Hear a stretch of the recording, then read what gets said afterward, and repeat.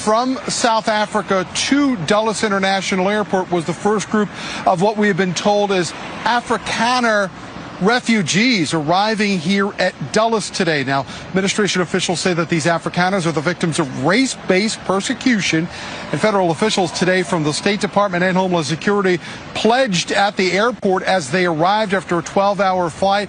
The U.S. government would help them with housing, furniture, food, everything they needed to relocate here to the United States. And Fitz, there is some controversy over this refugee flight today. So what are critics of the flight saying at this point? Well, you know, while the president signed this executive order for the Afrikaners on February 7th, you might remember before that, the very first day of this administration, the president effectively shut down the U.S. refugee program. So a lot of these refugee advocates from around the world are saying, you know, look, if you're going to make an exception for these Afrikaners, you know, why aren't you letting refugees in from around at other hot spots throughout the world? And, you know, incidentally, Angie, it's not uncommon for a foreign government to deny that people who are leaving their country are refugees. However, the South African president, vehemently denied that these people are refugees. In fact, he says they do not meet the standard of being a refugee.